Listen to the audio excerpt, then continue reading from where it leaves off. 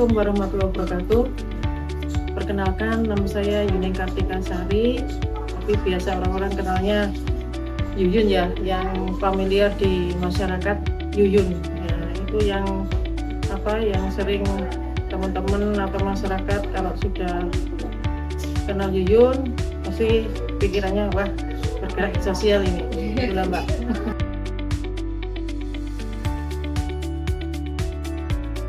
Kegiatan sosial ini sudah hampir 24 tahun ya Mbak bergerak, karena ini Mbak dulunya komunitas, artinya ketika seperti ini, dan 2022 alhamdulillah kita mendapatkan Kemenhum, jadi ini yang ketiga tahunnya.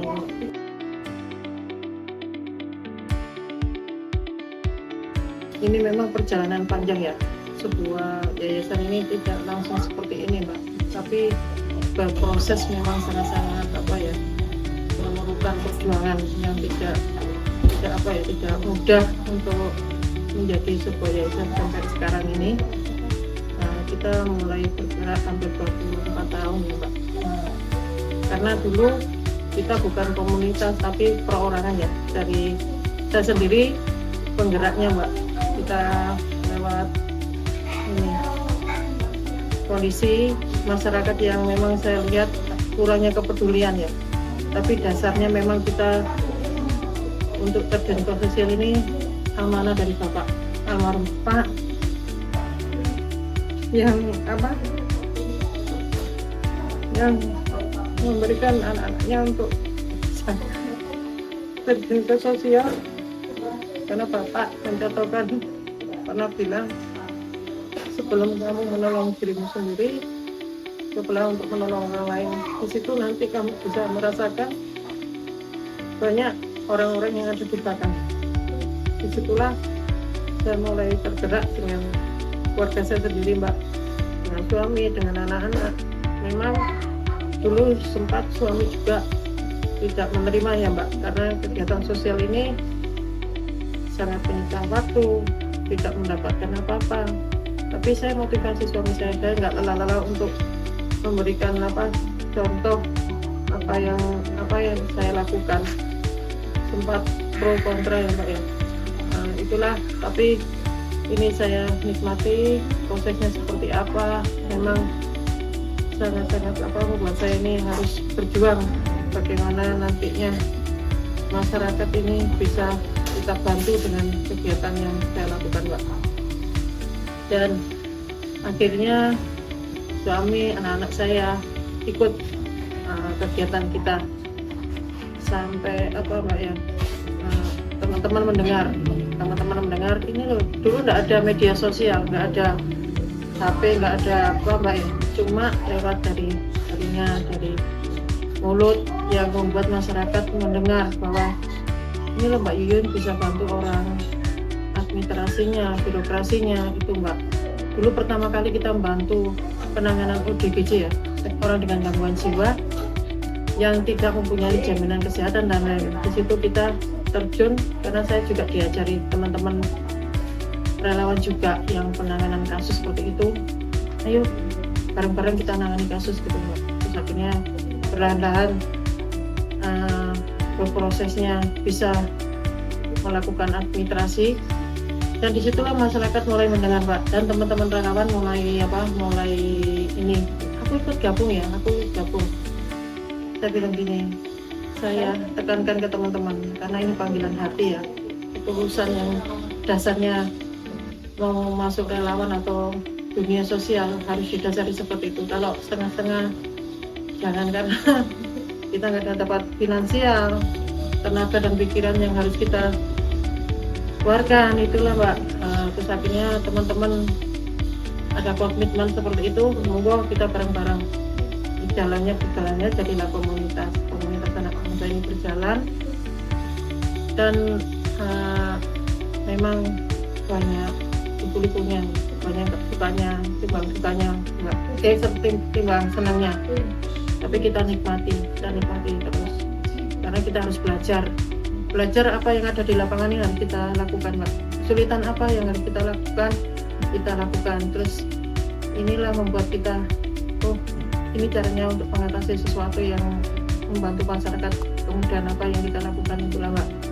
Dan alhamdulillah dengan berjalannya ini waktu dari komunitas ke yayasan, sebenarnya kita nggak mau kepingin jadi yayasan ya Mbak, karena yayasan itu harus punya kantor, harus punya sesuatu yang besar. Itulah yang membuat kita sama teman-teman seperti lainnya sudah mulai bergerak segitu luasnya kok belum jadi yayasan. Saya tanya Mbak ke teman-teman ke Kemenhub, berapa biayanya? Oh, cukup besar. Itu kita gak mampu karena selama ini kita mengutamakan pelayanan Mbak.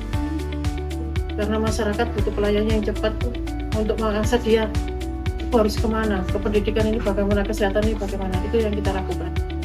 Jadi pernah Mbak ada seseorang datang ke tempat kita, ke kantor kita dengan kondisi yang lantainya ini semen yang sudah pecah-pecah Mbak. Itu Mas Gilang Juragan 9 bulan juga pernah datang ke sana. Saya bilang ini atapnya udah belum Mas, saya selama ini mengutamakan pelayanan, jadi saya nggak mikir kantor apa-apa, yang penting masyarakat terlayani. Itulah mereka mendengar seperti itu Mbak. Terus kemarin ada orang baik juga, kantornya kok seperti ini. Ya memang saya apa adanya anak bangsa, apa adanya kita nggak kepingin sesuatu yang membuat anak bangsa ini kelihatan, tapi ini prosesnya untuk melayani masyarakat yang harus kita tunjukkan dulu. Itu yang kita lakukan Mbak. Seperti itu akhirnya 2022 kita ngurus Kemenhub dengan merayu notarisnya Mbak. Mas, kita ini sosial kayak gini-gini, masa nggak bisa untuk biaya yang lebih rendah? Nah disitulah orangnya, ya sudah Bu, karena saya yakin ini untuk kegiatan sosial. Alhamdulillah kita beringanan, dan 2022 kita sudah menjadi yayasan dan punya Kemenhub.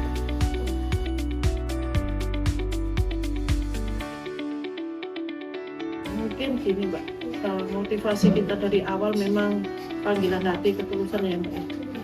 Karena masyarakat yang ada di sekeliling kita, di lingkungan kita ini, dulu waktu kita masih melihat kurangnya kepedulian masyarakat lain untuk lingkungan, itu yang membuat kita, kenapa sih kita nggak belajar untuk bisa memfasilitasi. Disitulah saya ini sudah dasarnya dari panggilan hati, ayo wis bismillah. Modal kita satu Mbak, kemana-mana cuma bismillah, sampai teman-teman bismillah tetap sih gitu. Tapi dengan adanya bismillah ini kekuatannya ini sangat-sangat besar Mbak ya, dengan keyakinan seperti itu.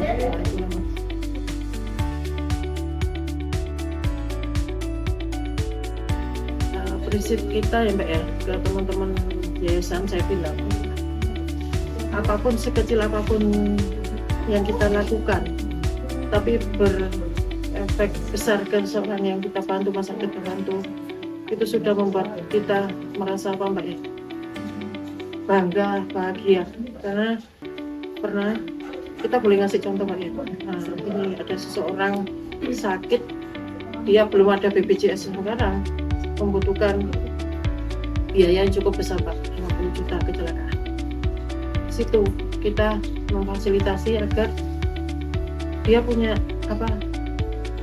jaminan kesehatan atau sesuatu yang untuk mengcover di rumah sakit. Disitulah kita terjun Mbak, di rumah sakit itu kita terjun, terus tanya kayak gini, diuruskan administrasi pengurusan BPJS-nya, alhamdulillah terfasilitasi dan mereka free Mbak, free 50 juta ini. Dia nggak mendapatkan tidak membayar 1% pun. Disitulah banyak Mbak kegiatan-kegiatan kita yang membuat masyarakat ini, oh ya nyata ya anak bangsa ini kegiatannya seperti itu ya. Tapi belajar ini kan nggak cukup 1-2 kali Mbak, kita lakukan berkali-kali. Dengan adanya itu kita jadi pengalaman yang ada di lapangan, membuat kita ini harus bisa seperti ini.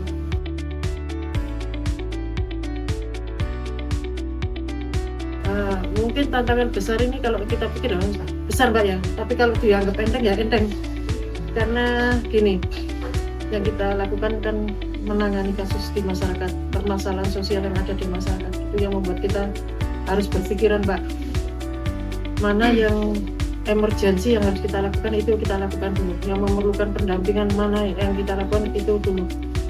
Karena ini Mbak, birokrasi dulu, pernah saya mengalami kesulitan birokrasi tahun berapa tahun nggak enak Mbak itu Mbak, di rumah sakit kita menangani kasus dan kita datang ke sana dengan kondisi yang kita bantu ini bilang ke rumah sakit dia nggak bisa bayar. Terus saya coba memfasilitasi, kok Bu Yuyun terus yang datang ke sini, dikira saya calo Mbak. Calo membantu masyarakat dalam bidang kesehatan ini. Terus saya bilang ke salah satu rumah sakit, Bapak Ibu mohon maaf, kita bantu masyarakat yang mana membutuhkan, karena masyarakat ini sangat sangat membutuhkan pendampingan, karena masyarakat takut Mbak kalau sudah masuk ke ranah birokrasi kemana itu mereka takut. Jadi kita datang ke sana dengan tujuan bagaimana masyarakat ini bisa terfasilitasi dengan jaminan kesehatan. Akhirnya Mbak, berlanda dengan prosesnya seperti itu, mereka tahu kita ini tambah ngasih uang ke mana, ke pasien, ke orang-orang yang terus ditanya memang gak diambil biaya dari Bu Yuyun, enggak, tambah kita yang dikasih uang. Disitulah Mbak, memang tantangan yang besar seperti itu, birokrasi dan lain-lain yang membuat kita ini harus berhadapan dengan pemerintah, dengan teman-teman di dunia sosial ini Mbak, nggak selamanya senang ke kita. Banyak yang membuat kita katanya menjual kesedihan, menjual kemiskinan. Orang enggak.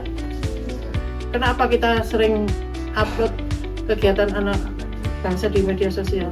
Menunjukkan bahwa kita gimana, bahwa memang real kita membantu masyarakat. Bukan kita ini sebagai yayasan yang abal-abal yang cuma atas nama, bukan seperti itu. Tapi kinerja kita yang kita tunjukkan seperti itu.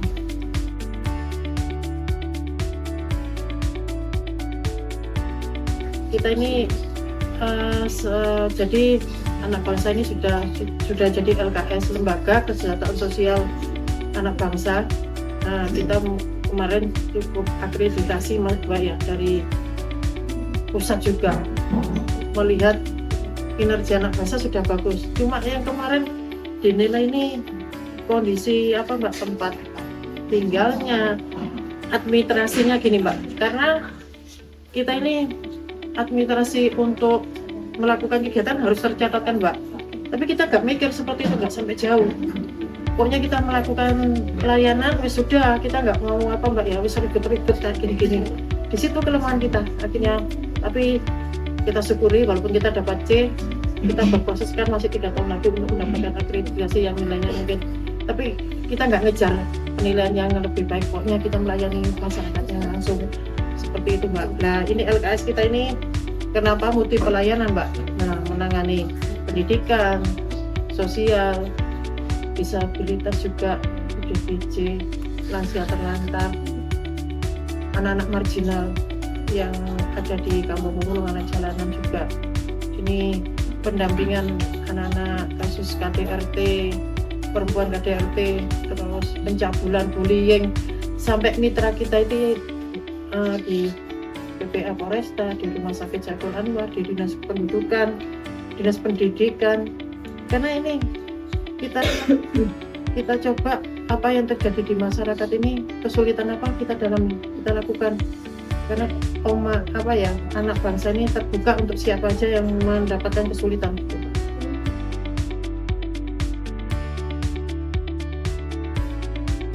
Nah ini Mbak, sampai kalau penanganan ODGJ Mbak ya, ada masyarakat yang lapor ke kita atau teman-teman relawan yang lapor ke kita menindaklanjuti.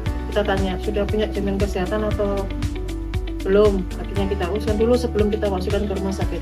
Karena anak bangsa ini pernah Mbak menangani kasus ODGJ, nggak punya jaminan kesehatan, kita masukkan ke RSJ Lawang, ternyata kita harus pakai umum, jadi kita urunan. Yang penting masyarakat ini terfasilitasi dulu untuk kesehatannya, karena kalau udah gede nggak bisa nunggu lama Mbak ya, karena dia merasakan warga masyarakat pulang Mbak. Nah, kita coba terus teman-teman saya ajak wis urunan ya Pak, bayar rumah sakit 2 hari ini Mbak sebelum jaminan kesehatannya selesai.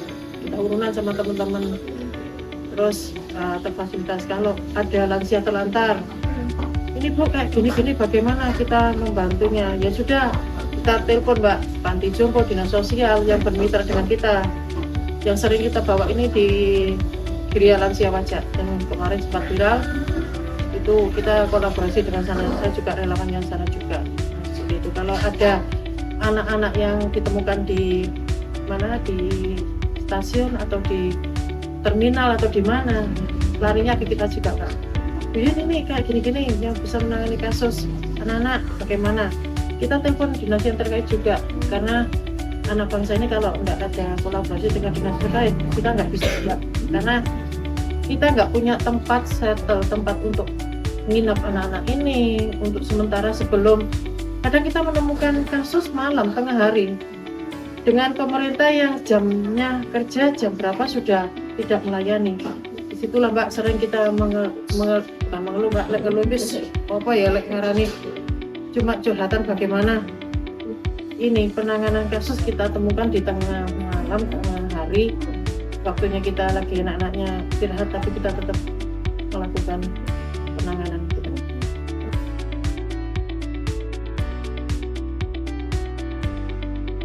Kita macam-macam Mbak kolaborasinya.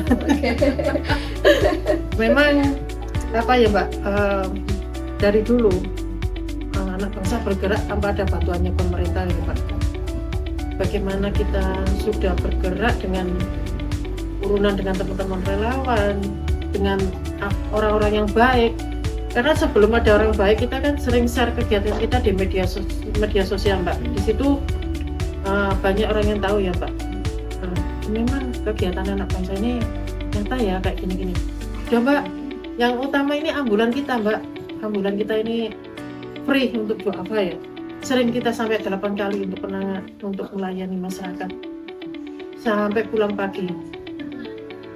Saya cuma ke teman-teman relawan, wis ya, yang penting awake dhewe ikhlas nolong wong, jangan berharap kita ke apa-apanya, tapi berharap bahwa kita ikhlas. Siap Bu, siap.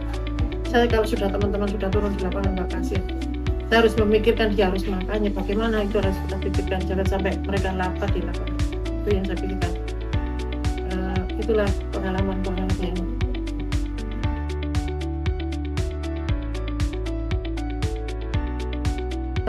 mungkin kegiatan kita nih rata-rata semua berkesan Mbak ya, sangat berkesan. Mungkin kita ini sekarang fokusnya memang semua kita fokuskan Mbak ya, untuk teman-teman difabel ya. Inilah apa ya Mbak, ini membuat kita sangat-sangat harus memotivasi teman-teman yang punya kekurangan tapi kelebihannya yang apa yang harus kita munculkan di situ Mbak. Kita punya pendampingan anak-anak hebat yang selama ini Mbak, mungkin pemerintah nggak tahu ya. Saya cerita, maaf ya Mbak ya, baru tahun ini kita dapat bantuan dari pemerintah tahun ini, karena yakin dinas sosial ini tahu sering minta tolong kita untuk bermitra untuk ambulan ini Mbak. Akhirnya mereka dapat pemerintah dan kita alhamdulillah dapat tahun ini dapat juga yang harus kita ini untuk ini kegiatan-kegiatan yang sosial yang anak bangsa lakukan. Nah ini juga teman-teman istimewa, karena saya kalau difabel itu rasanya anak-anak istimewa Mbak. Ini apa ya membuat saya dan teman-teman, ayolah kita mendampingi mereka sampai mereka mencapai cita-citanya yang harus kita dukung. Situ Mbak, peran kita di anak bangsa, katakan ke teman-teman, ya kok caranya. Dan salah satunya ada yang dapat beasiswa karena dia penghafal Quran sampai SMA. Sekarang dia SMP kelas 1 tunanetra, disabilitas netra.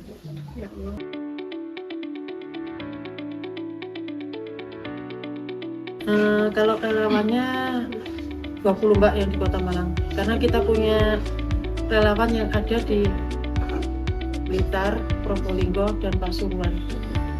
bukan Mbak ya, kita nggak cabang, cuma teman-teman relawan yang ada di situ melihat kegiatan kita. Buyun, saya kepingin ada anak bangsa di sini. Terserah, pokoknya satu tujuan, satu misi dengan yang di Kota Malang. Saya bilang gitu Mbak. Terus alhamdulillah mereka juga tetap bergerak sampai saat ini.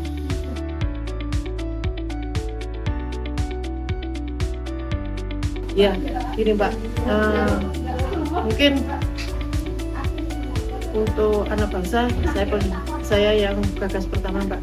Di usia saya yang udah apa Mbak ya, pralansia Mbak ya. Kegiatan ini saya ingin menularkan ke anak-anak yang muda Mbak ya. Walaupun nantinya kita ini harus berjuang bagaimana memotivasi anak muda ini agar kegiatan sosial ini tetap berjalan seperti itu Mbak. Saya salah satunya anak pengurusnya ini kan anak muda juga, yang satu di bidangnya, di sekretarisnya, di bendaranya, dan di pelayanan ambulan Mbak ya. Itu anak muda yang saya salut ke mereka Mbak, karena saya yakin mereka ini nantinya bisa meneruskan apa yang saya lakukan. Saya bilang, sopo meneng kok lesing bikin nggak ono, siapa kalau nggak ada yang meneruskan, saya bilang itu kan. Dan kita punya naungan Mbak ya, anak-anak rumah belajar di bantalan kereta api, di bantaran sungai, di Rusunawa, di anak jalanan juga. Di situ dibawahi anak-anak laskar belajar Malang Raya. Di situ pengajar dengan anak-anak mahasiswa yang memang dirintis salah satu pengurus di sini juga mulai 2019. Jadi mereka masuk ke anak seperti itu agar memotivasi pendidikannya Mbak, di situ agar anak-anak ini tetap punya masa depan, punya sesuatu yang gemilang walaupun kondisi keluarganya seperti itu, tapi mereka harus punya cita-cita yang harus diwujudkan.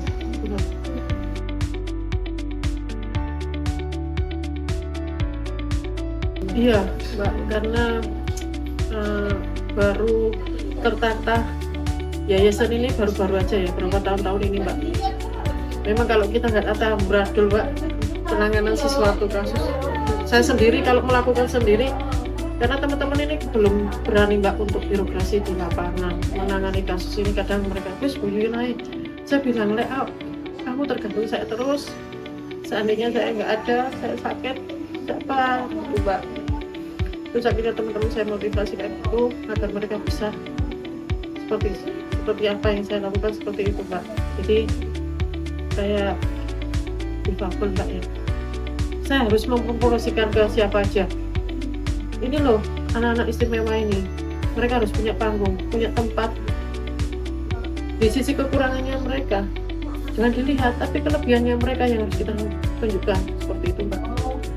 Untuk penanganan UDGJ kita nggak sendiri Mbak, karena UDGJ ini harus ada dukungan dari keluarga yang harus dilakukan. Kalau kita sendiri lewat, kadang-kadang mereka pasrah Mbak ke kita, wes aja teman-teman relawan atau anak bangsa yang melakukan pendampingan, yang nggak bisa Bu, karena kita juga harus melakukan kegiatan yang lain. Nggak mungkin kita harus mendampingi terus seperti itu Mbak. Jadi kita harus memotivasi keluarga juga, karena keluarga berperan penting untuk bisa penyembuhan pasien seperti itu Mbak. Itulah Mbak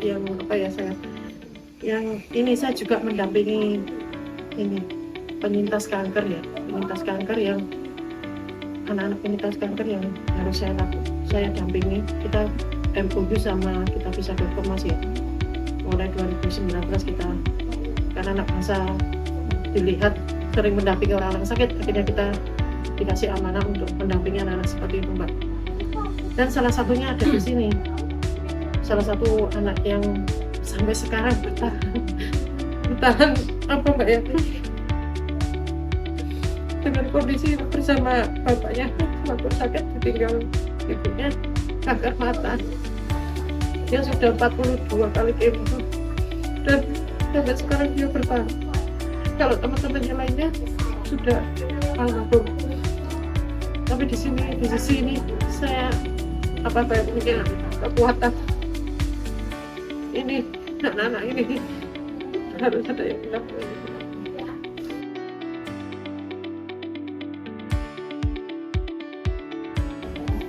Mungkin pesan harapan kita Mbak ya, kita ingin teruslah mendampingi siapa yang harus kita dampingi, yang memerlukan bantuan kita. Semoga kita tetap amanah, bermanfaat untuk orang lain Mbak ya. Saya ingin pemerintah ini, masyarakat semua melihat apa yang anak bangsa lakukan ini benar-benar mendampingi permasalahan-permasalahan sosial yang terjadi di masyarakat. Kita di sisi lain Mbak, kita nggak ambil keuntungan dengan apa yang kita lakukan Mbak ya.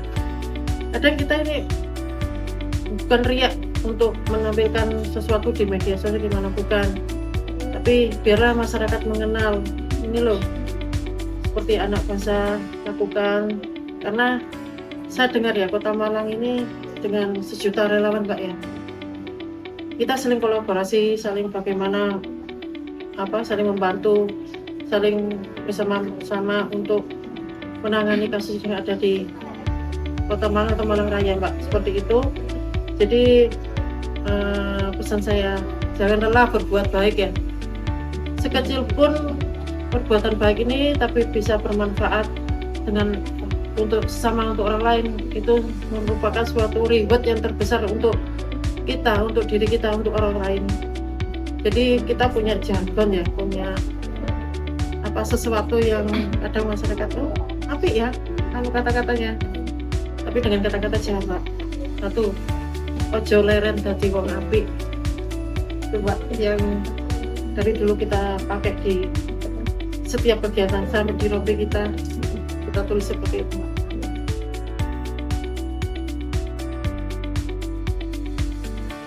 Karena saya kepingin Mbak ya, setiap tahun ini ada kesan tersendiri untuk anak-anak atau masyarakat yang lain. 1 tahun yang kemarin kita ada kegiatan yang meriah di gedung DPR. Kedua juga, tapi untuk yang ketiga ini karena ada efisiensi mungkin kita ajak teman-teman masyarakat. Hari ini ada satu anak yatim, anak-anak lomba juga ini Mbak, hiburan anak-anak istimewa kita yang nanti tampil untuk menghibur yang hadir pada siang hari ini.